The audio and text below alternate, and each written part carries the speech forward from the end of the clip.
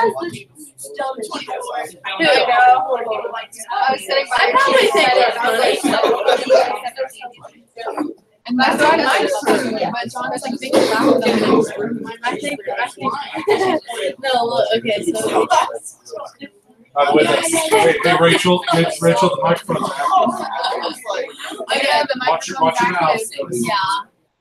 Hello, my name's Taylor. I thought it No, was. you don't. It's fine. All right, we're going to get started here, please. All right, now, hey, let's take a look at these questions here real quick. Make sure that we understand what we're looking for as we go through the discussion. We're gonna basically break this up into 3 parts. Today's discussion in 3 parts, and I know I've got 4 key questions, but I think there's 3 parts to this. Number 1, we're gonna start with a very quick review of where we are at this point in U.S. history in terms of United States presidents. I do that for 2 reasons. I do that, number 1, because at some point this school year, and it will probably be in May, we will have a president's test. And I don't want this to be one of those things where we get to May and I say, oh, by the way, we have U.S. presidents and know them. I would much rather review them as we go and study them within the scope of history that we're in. So there will be several times throughout the year where I will stop for a second and review where we are at this point. Now, here's a recommendation that I'll make. You don't have to do it, but I've had a few students, I've done president's tests for about 2 years now. I've had a few students who have said, hey, this kind of helped me, that when I got to May and it came time to study for them, I was able to go back and look at this and start to remember a little bit about what these guys have done. They just simply kept if they were keeping a notebook, they kept a piece of paper in the notebook, or if they were just using the Chromebooks, they used their Google Docs, and they just created a review doc that had the presidents as we would review them. And by doing that, a few of them actually threw in like a little nugget of information with the president, and that just kind of helped to build that in their minds and gave them something that they could more practically latch onto when it came time to study. You don't have to do that. I'm not going to collect it as a grade or anything like that.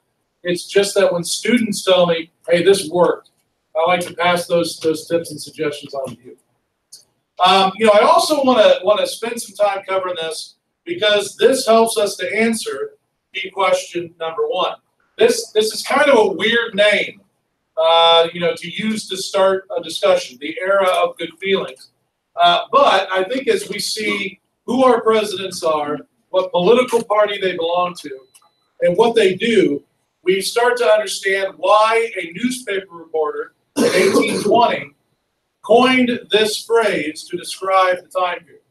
So we'll start there. Then we're going to go into a short discussion of some irony. I think there's some historical irony here. Last unit, we spent some time talking about Thomas Jefferson and Alexander Hamilton. And one of the points that I tried to stress was that these 2 guys did not get along. They disagreed on pretty much everything. And I don't know that they harbored much personal like for each other. I think that they genuinely disliked each other in a big way. They disagreed on things like the vision for this country. They disagreed on things like the National Bank. We looked at that specifically.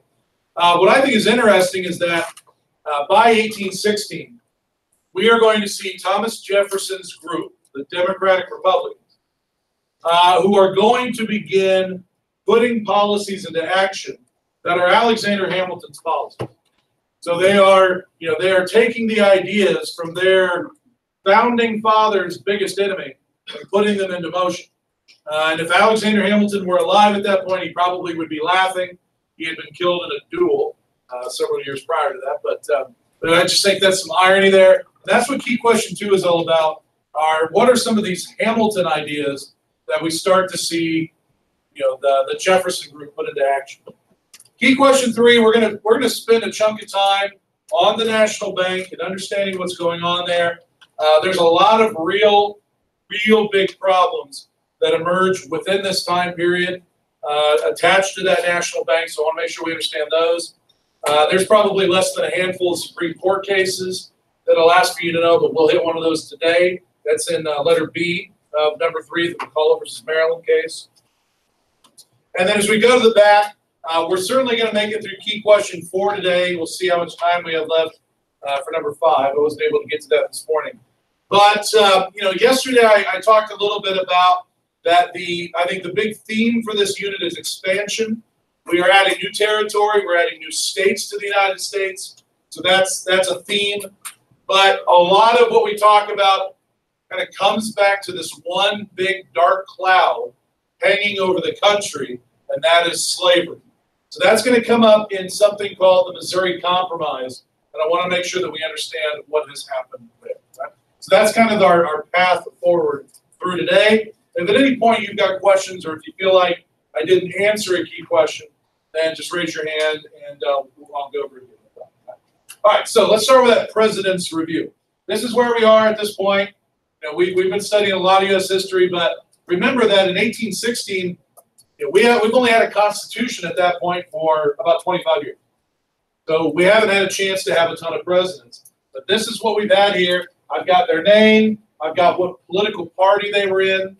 And so if you decide you would like to start the review, then this is what we would want to start with. GW, remember, he's the only guy who doesn't have a political party. John Adams is going to be president number 2.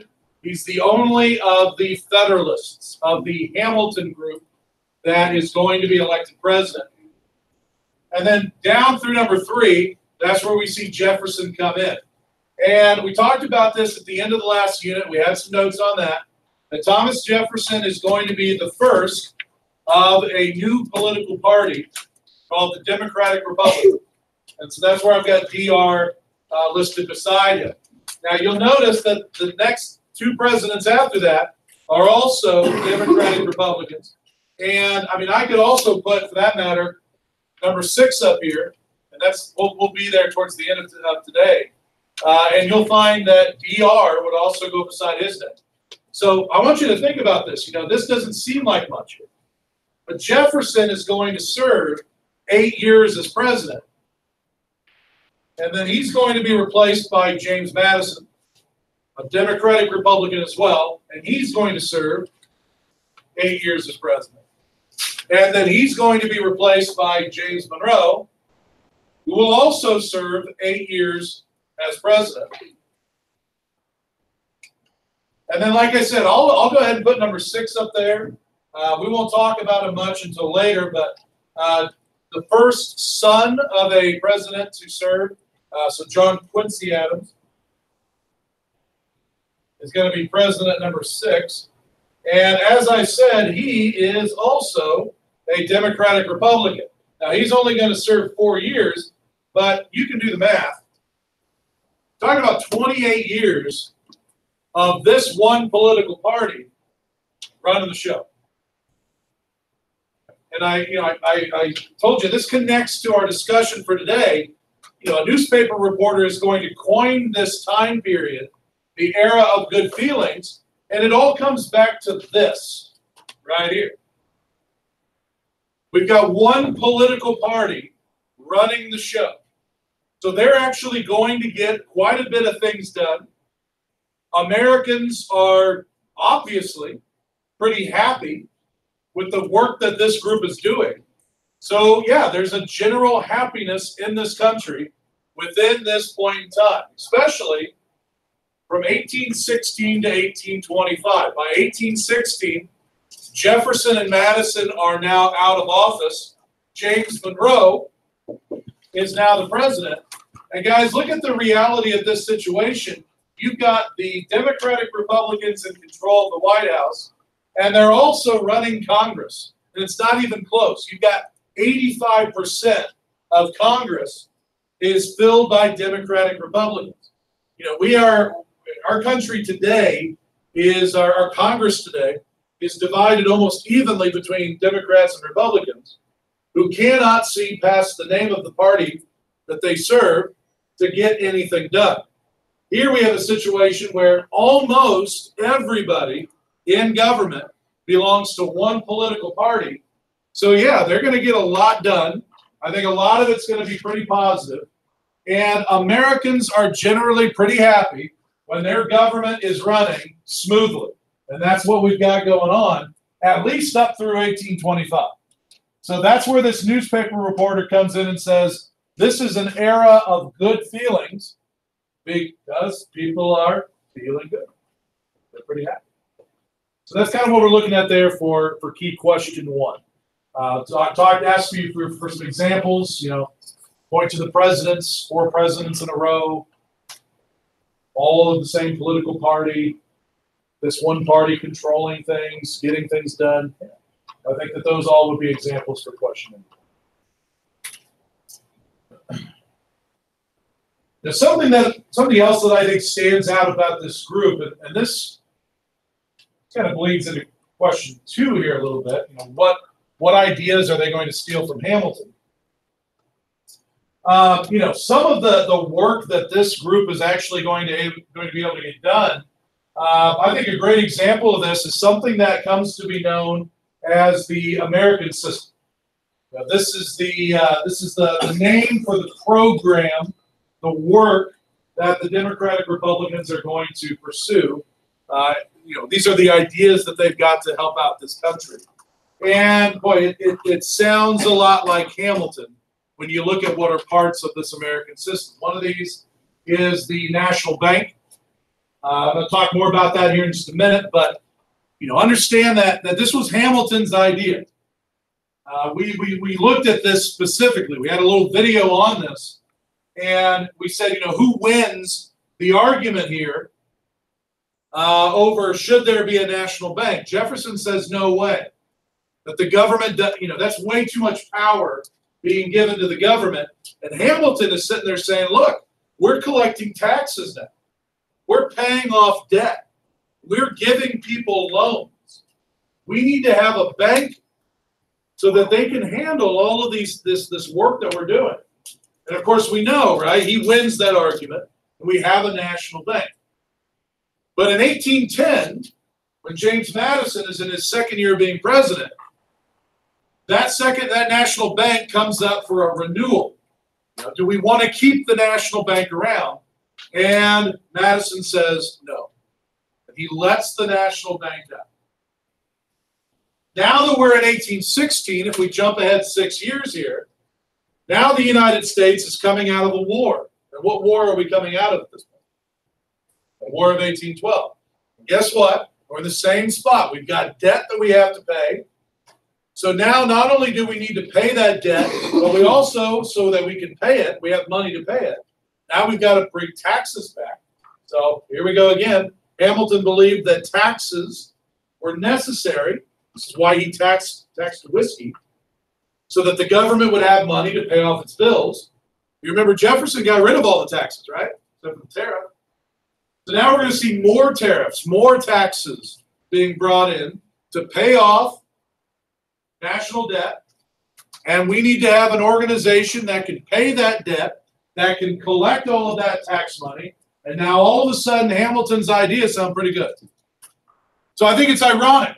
It's ironic that Jefferson and his people attacked Alexander Hamilton for all these ideas. And then, here we go, just a few years down the road, now start to use Hamilton's ideas and claim them as their own. Okay? So, question 1, question 2 there. Question 2, I think we've got it up there, examples, 2 of them up there, of things that the government starts to use that are Hamilton's thoughts.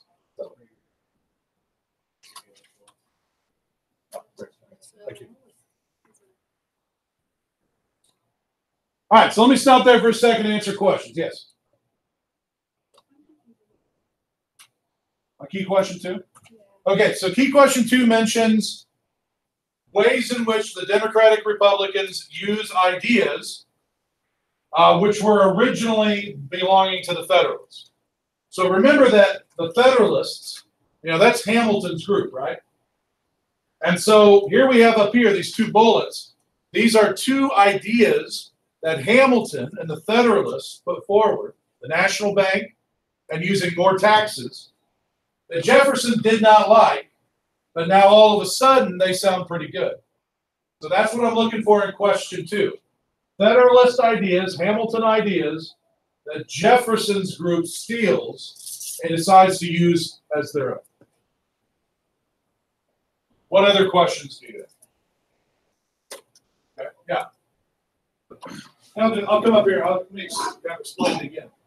These 2 ideas, a national bank and taxes, these are ideas that Alexander Hamilton had, things that the government, that the United States needs to have. Thomas Jefferson didn't like either of these ideas. And Jefferson is the founding father of these democratic republics. And so that's where I think the irony comes in. And you've got this group of Jefferson people who are taking Hamilton's ideas and saying, hey, these sound really good. Thank you, guys.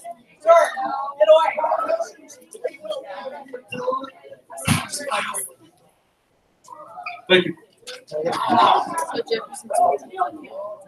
Bingo.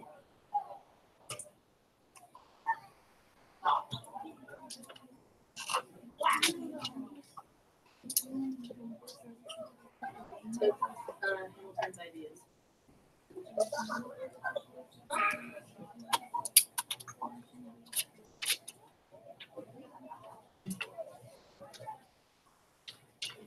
All right. Any other questions?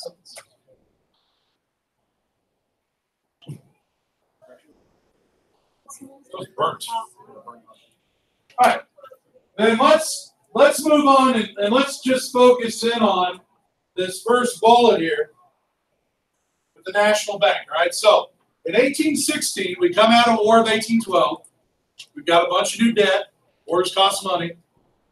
Now we need to have an organization that can pay off that debt and can collect taxes. So now in 1816, we're going to see the National Bank come back. And so that's kind of where we're going with question 3 now. The National Bank is coming back. It is the second version, National Bank 2.0. So we call it the second bank of the United States. And like I said, renewed in 1860. At this point in time, James Monroe is now president of the United States. He is a Jefferson man. If you can remember, this is the first time we've heard that name. James Monroe, do you remember? No, Jefferson. New Orleans, right? Yeah. Sure, yeah, right, yeah. That's exactly what you were saying. No, but Jefferson sends James Monroe over to France to buy New Orleans. And he ends up coming back with the Louisiana Purchase. Yeah, that's a good deal. So James Monroe's been around for a while. He's a Jefferson guy. Ethan asked, is Jefferson dead yet? No, he's going to be alive for another decade. He dies in 1826. Oddly enough, on the same day as John Adams, on the same day. So anyway, so Jefferson probably, he's alive at this point in time. I'm sure he's not happy about this, but it doesn't really matter because he's not president. All right, so we've now got a national bank, but National Bank 2.0 comes with new powers, like the new iPhone comes with new things that it can do. Okay? So I think when we look at what those powers are, this one's going to be one of the biggest issues for certain. Okay, the National Bank is literally a building in Washington, D.C. And up until 1816, that is all it was just one building, which is fine, but it's a problem that if you live in, Georgia, you live in Georgia and you'd like to get a loan. Maybe you want to buy some land. So you want to get a loan from the National Bank. They can do that. They can give you a loan. Then you had to hop on Old Chester and ride him all the way up to Washington, D.C. just to get that loan. And that was inconvenient. So what they'd like to do here is they would like for there to be a branch of the National Bank in every single state, so that now if you need to pay your taxes, you just go to that branch instead of going to D.C. Or if you need to get a loan, you just go to that branch instead of going to DC. All right, so we'll talk about why that was such a problem here in just a few. The other power that the National Bank is going to have is that they're going to be able to lend out money. Now, that doesn't have to be a problem. I mean, that's kind of what banks do, right? Is that if you want to buy a home, unless you're, one of those fortunate people that can just pay cash for a home. If so, let's talk. But no, I mean, most people have to go get a mortgage, right? Get a loan. If you want to buy a car, you get a loan. If you want to buy things, you get a loan. That's what a bank does. This shouldn't be a huge problem.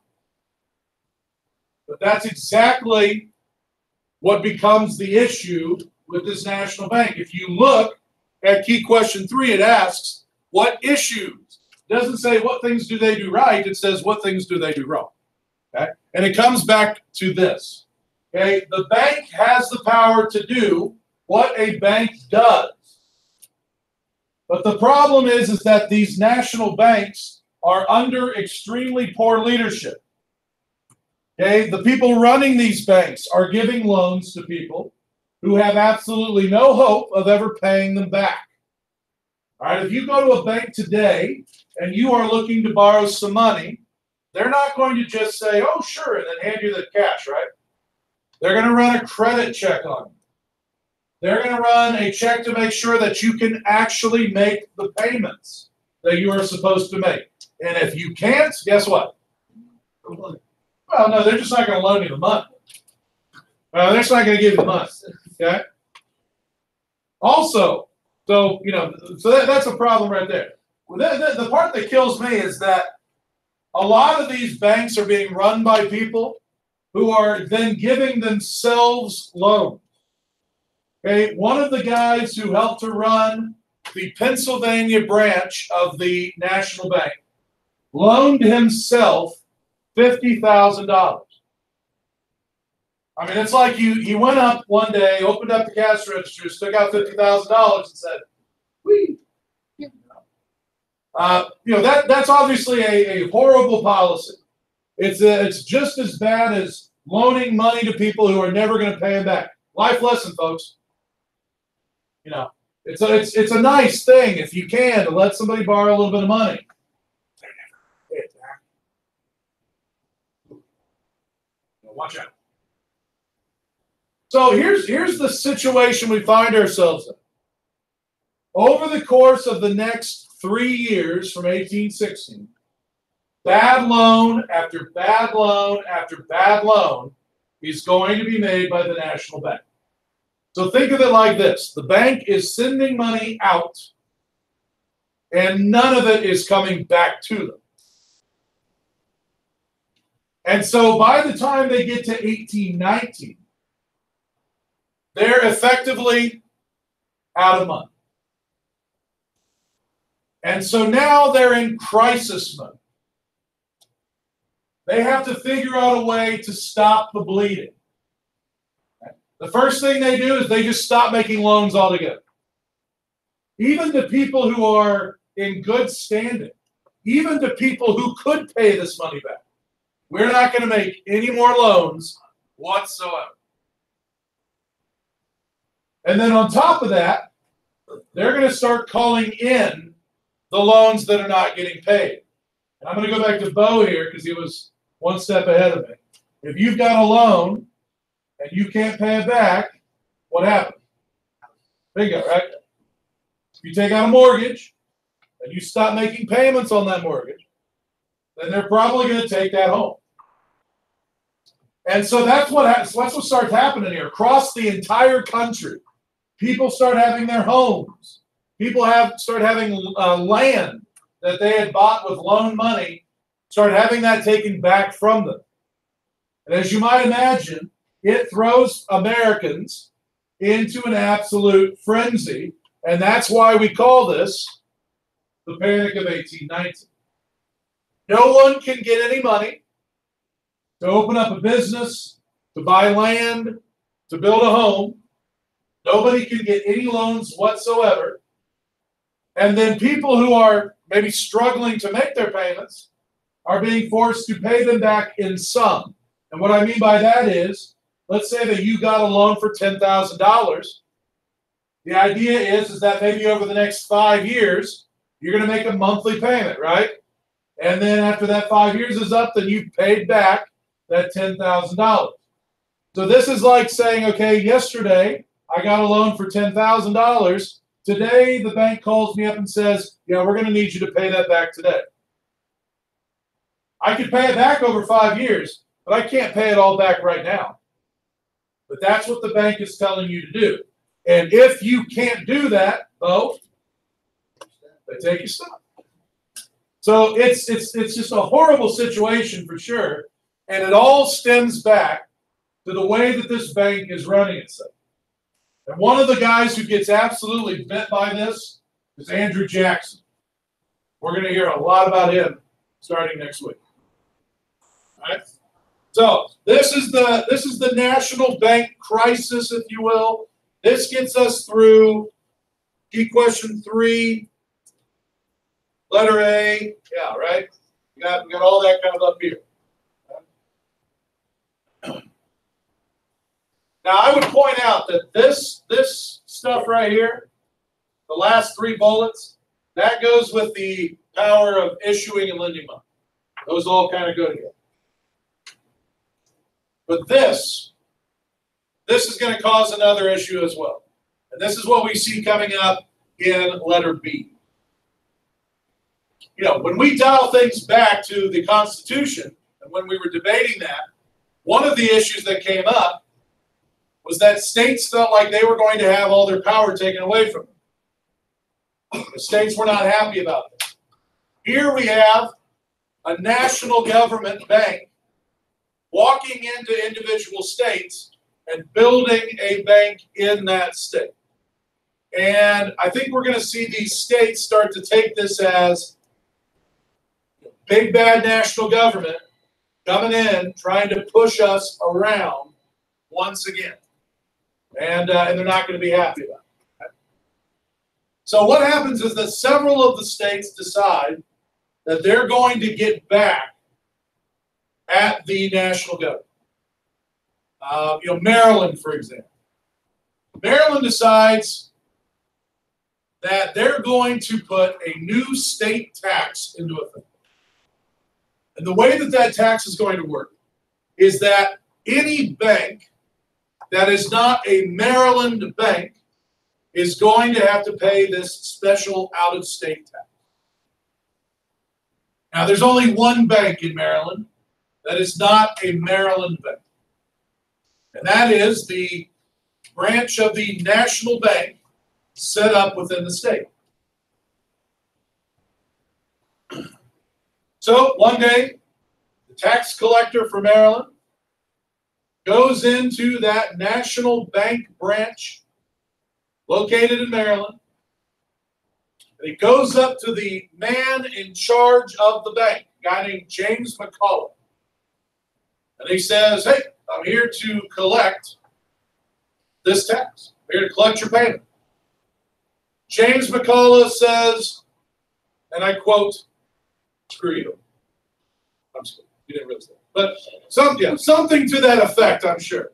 I'm not going to pay this tax. You're a state. What do you think you are coming in and telling me, the head of the national bank, what to do? Maryland says, all right, well, we're not going to have this.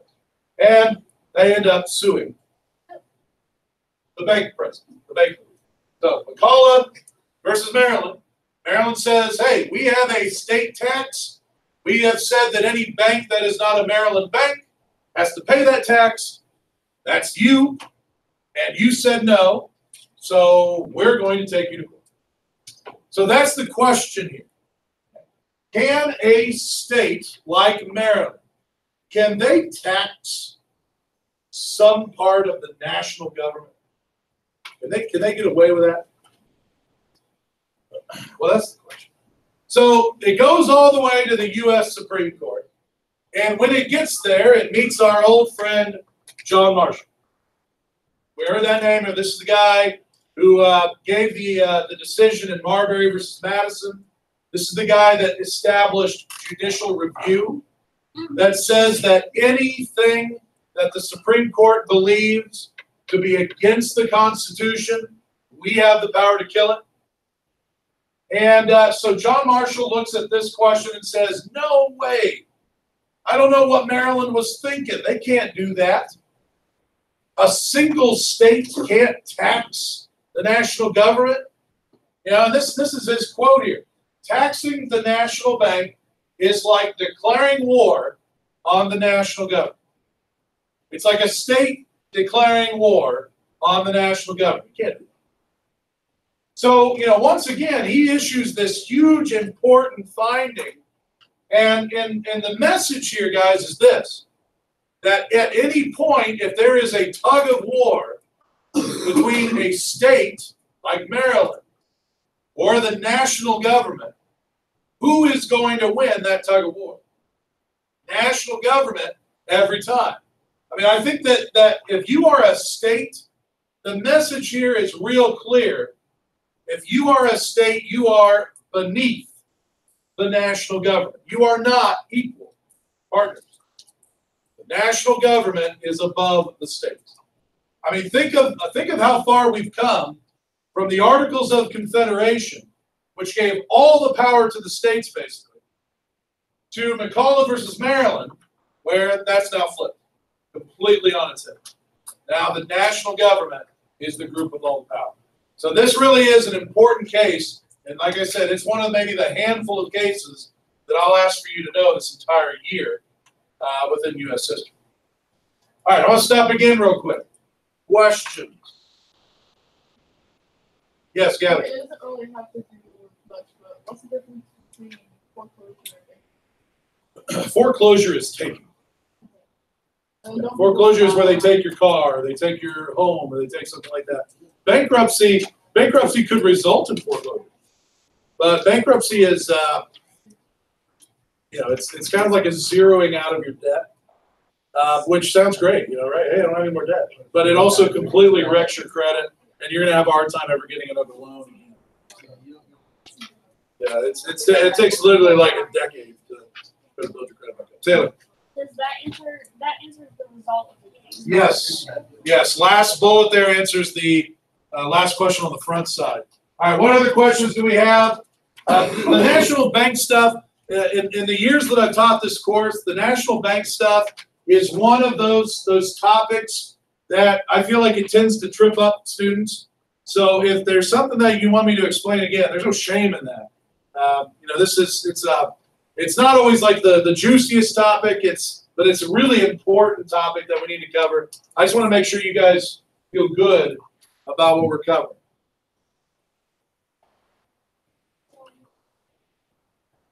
McCulloch is the national government. He is representing the national government. So if not, I'm just going to do question 4. We'll do question 5, like 5 minutes tomorrow, but I do want to get through question 4 real quick, and then we'll call it a day, and we'll probably wrap up a little bit early, but that's okay. All right, so we're switching gears here. Okay? We're going back to the topic of expansion. And as we do that, I want to explain a situation here that the United States is in. You know, in 1776, when we wrote the Declaration, we toyed with the idea of how could we end slavery. And I talked about this yesterday. What we ended up doing was punting the issue down the road for another group of people to deal with. So then in 1787, we get together for the Constitution, same thing. Should we toy with the idea of ending slavery in this document?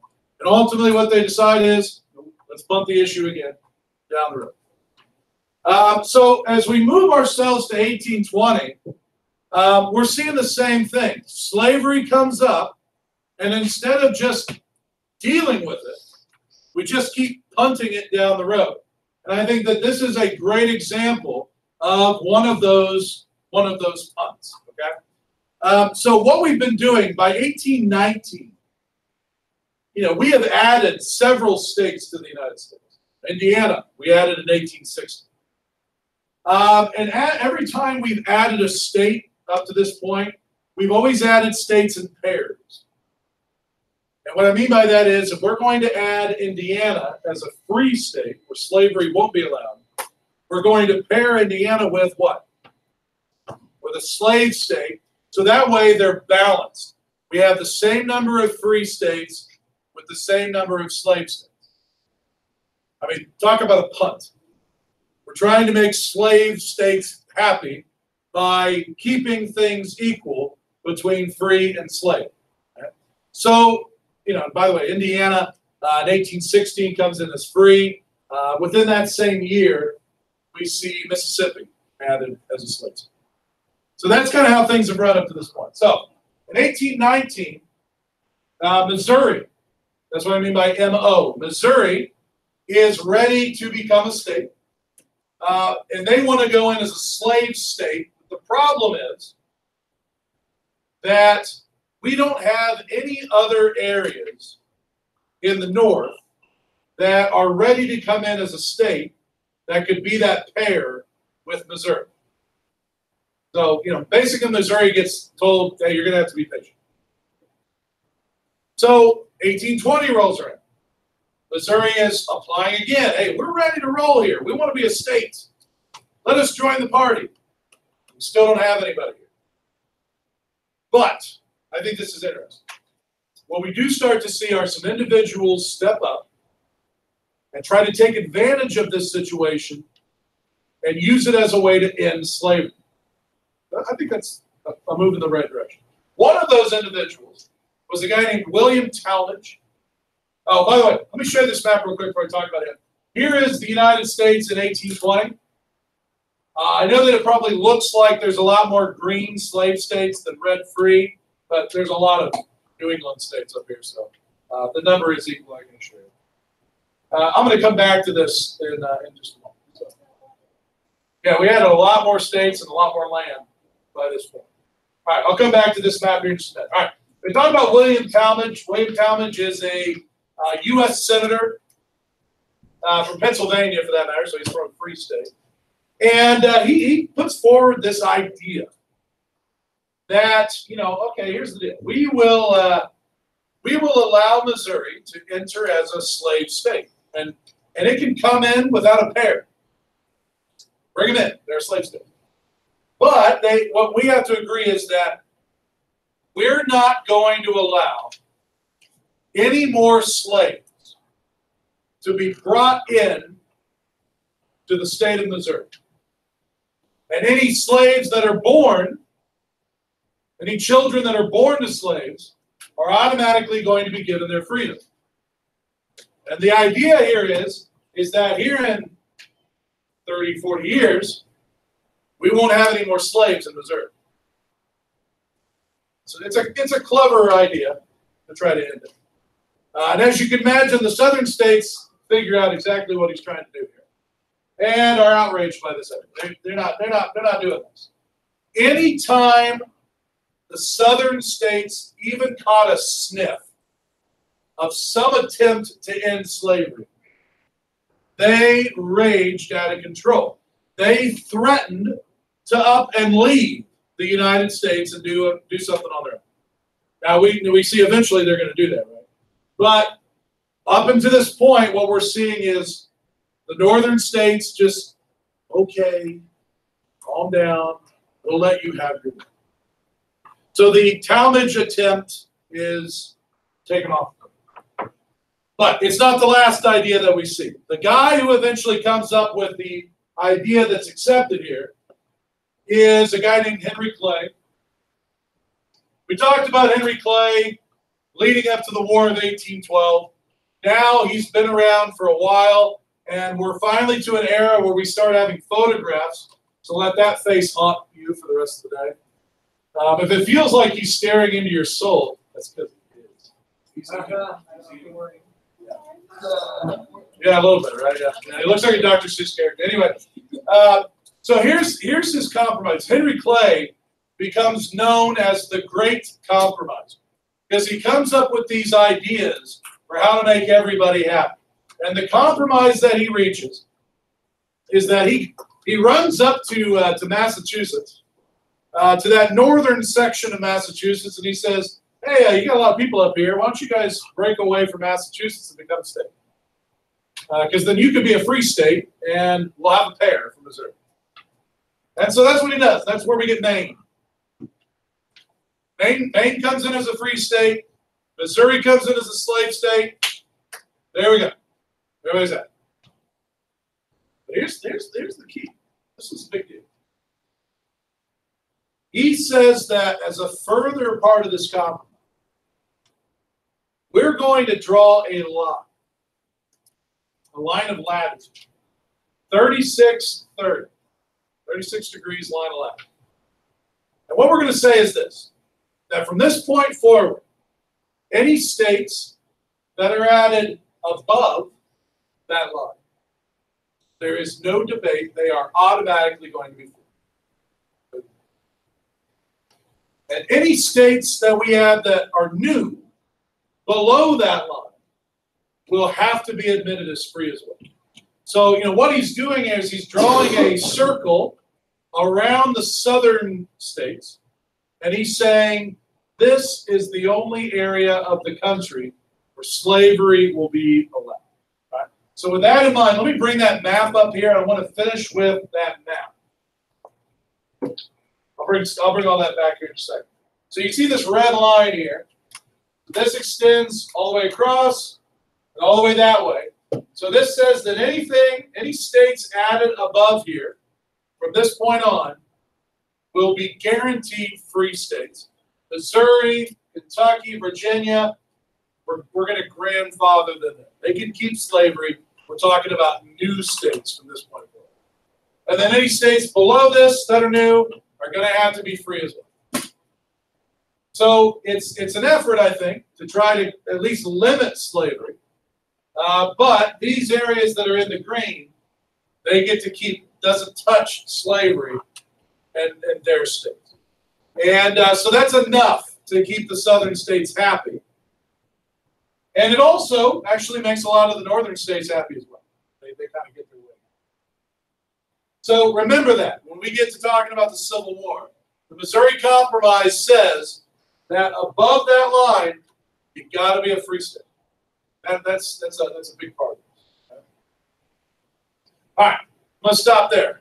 Questions? We're done. Questions? If not, what I'd like to do, I'm going to have you guys turn this in.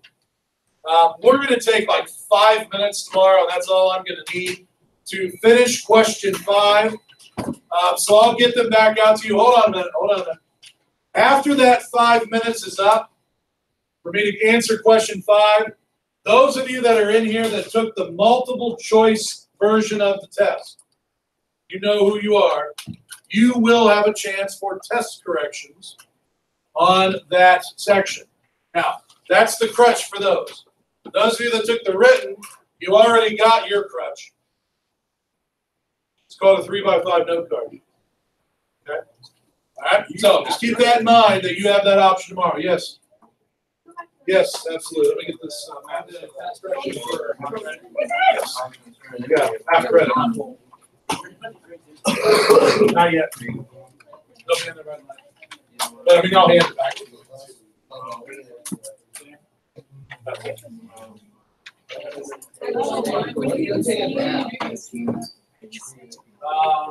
You took that.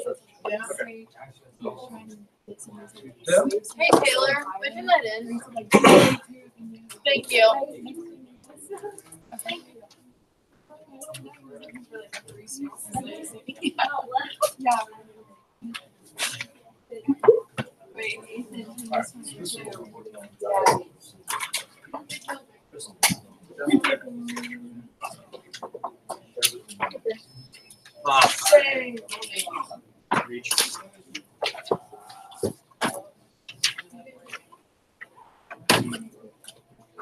Oh my goodness.